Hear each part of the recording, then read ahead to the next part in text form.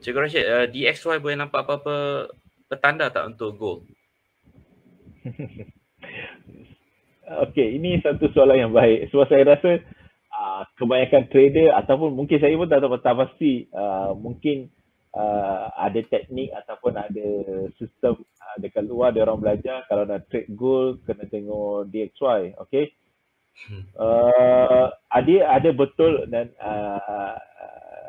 kurang betul sedikit lah, okey. Saya tak kata salah, okey. Cuma dia tak, sebab DXY ni dia currency, okey. Ataupun kita tengok kekuatan ni, tapi gold ni dia banyak dia punya orang kata faktor-faktor ataupun factors yang akan dia effect, okey. Jadi secara orang kata in a simple term, of course kita nak trade gold, nak tahu kekuatan US dollar, bolehlah tengok.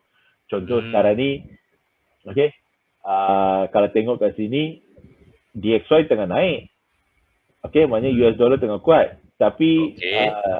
gold asalnya orang kata walaupun dia turun, okey, tetapi secara kita tengok kalau time frame daripada ini, okey, kalau saya ambil gold pun naik juga, okey. Jadi kalau ikutkan kita ambil DXY secara ni, okey, sepatutnya gold kena turun daripada atas ke bawah. Maknanya gold ada dekat lowest bottom, tapi gold pun dia macam dia hari tu berapa? 2100, okey. Lepas tu sekarang ni duduk dekat almost 1900 atau 1800 lah. Dia duduk dekat atas. Maknanya dia nampak macam almost positive correlation. Okey. Sepatutnya dia negative correlation sebab DXY ni kuat. Jadi gold patutnya duduk dekat bottom. Oh, okey. Okey, itu yang satu saya nak perbetulkan sedikit lah. Tapi secara kalau setakat nak tengok orang kata sekilas pandang, nak trade, tengok je lah. US dollar tengah kuat, okey, gold sell. US dollar Okey. US dollar tengah lemah, buy. Kalau macam tu boleh lah. Tapi dia tak ada ni, okey. So DXY ni dia banyak kepada currency, especially kepada EU. Kalau kita letak chart EU dekat sini, okey, kita akan nampak dia sama sebenarnya. Tapi nampak lebih sama UJ ke sama EU? Tak pasti Dia sama dengan EU. EU Chart ni. EU. Kalau kita terbalikkan, cuba check balik.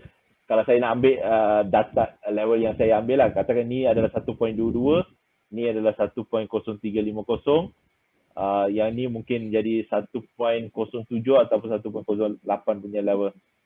Yang ni mungkin jadi 1.14 ataupun 1.15 punya level. Okay.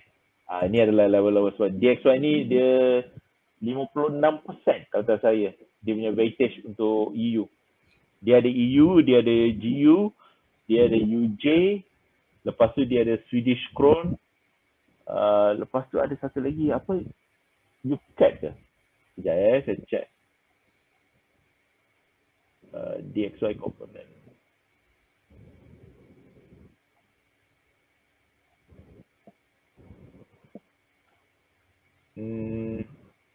Satu lagi USD Chef. Boleh nampak ni skrin saya? Ya, boleh. So ni adalah dia punya ni lah. US dollar index, dia ada percentage. Sekejap. Sebab tu kadang-kadang kita boleh baca dekat ni Google je. Okay. Okay, ni ada ni. 57% adalah EU, Euro, okay. Lepas tu JPY dekat 14%, GBP 12%, Canada 9%, Swedish Krona 4%, Chef ni. Tak ada pun gold dekat sini. Okay, sebab tu dia, sebab tu biasanya kalau siapa yang trade EU, dia dah tak perlu nak tengok apa DXY dah sebenarnya. So EU dengan DXY lebih kurang sama je. Dia tu. Okay, cuma mungkin ada teknik ataupun ada SOP ataupun ada sistem yang mengatakan kalau nak trade tengok DXY. Okay. Dia betul juga. Biasa kalau orang nak tahu kekuatan US dollar, just tengok ni. Macam ni kita nampak US dollar kuat.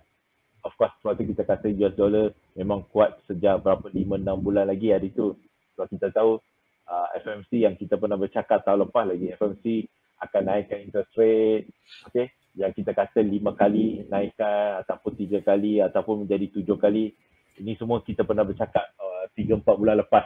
So boleh tengok balik kita punya video lah. Okay. Sebab tu kita kata memang US dollar akan kuat. Jadi trend ni, lepas tu kita pernah cakap 100 ni adalah satu level yang psychological level. Tetapi kita kata antara 103 hingga 104 akan menjadi satu zone lah untuk dia jadi resistance. Sebab tu hari tu kita kata U ada peluang untuk dia rebound ke atas. UJ yang kita kata ini kalilah sebab kita jangka hari tu ini akan menjadi satu resistance yang kuat, tapi dia terlajak lagi dalam berapa tu ni, dalam ni saya rasa dalam 100 point lah. Okay, daripada 104 dia dah macam fake out baru turun balik. Itu yang menjadikan macam UJ sampai ke 131, EU sampai ke apa tu 1.0350, sebab kita mula jangka 1.04 atau 1.05 akan menjadi satu support. Lepas tu GU hari tu 1.24 ataupun 1.23 akan menjadi satu support. Tapi benda ni adalah sebab dia dah terlajak, orang kata dah pecah dia support ataupun resistance. Jadi itu yang kesan dia kita nampak kat sini. Okay.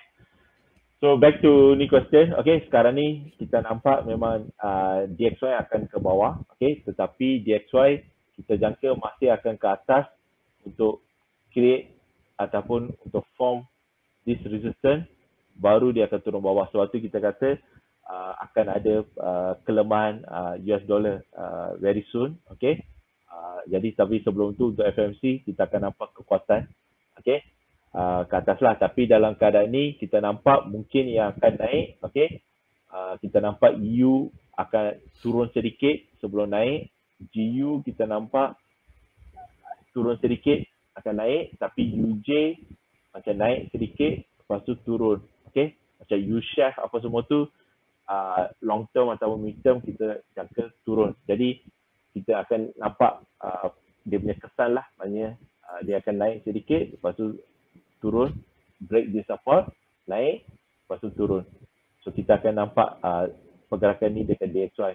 Okay, tapi ini tak bermakna gold akan ikut sekali, sebab gold dia lain sedikit daripada pergerakan DXY ni, walaupun kadang-kadang ada dia punya correlation. Okay, bro? Okay, baik. Terima kasih Cikgu Rashid. Okay, next kita ada soalan daripada Tuan Boni. Cikgu, Euro akan high rate lagi kan? Maksudnya Euro akan kuat tak lama lagi? Okay, sebenarnya saya pun baru baca minggu lepas ada news yang katakan Euro akan accelerate dia punya ni, sebab Euro hari tu dah lama dia orang kata big dovish. Lepas tu isu Russia Ukraine berlaku, jadi dia makin dovish. Tapi sekarang ni dia orang terpaksa ambil tindakan sebab dia orang pun ada isu inflasi, isu yang dia terpaksa, orang kata kena ikutlah pergerakan US dollar dengan UK, semua dia orang dah ambil tindakan kebanyakan negara. Jadi Euro akan mempercepatkan dia punya interest. Sebab tu saya minggu lepas saya dah bagi tahu Euro cuba buy. Okay, sebab tu minggu lepas saya dapat buy sedikit. So minggu ni mungkin kalau dia turun sedikit pun kita jangka dia akan naik semula. Sebab Euro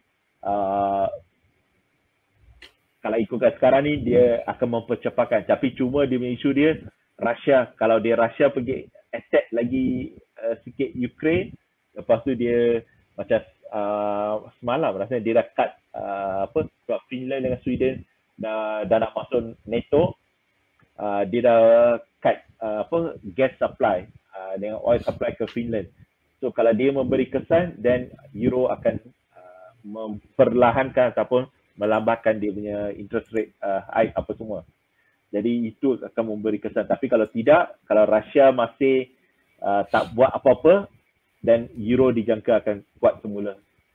At least ke dia punya level lah 1.07 yang tadi saya ada tunjuk.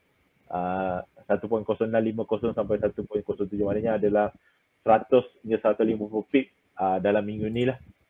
Okay. Okay, baik. Terima kasih Cikgu Rashid.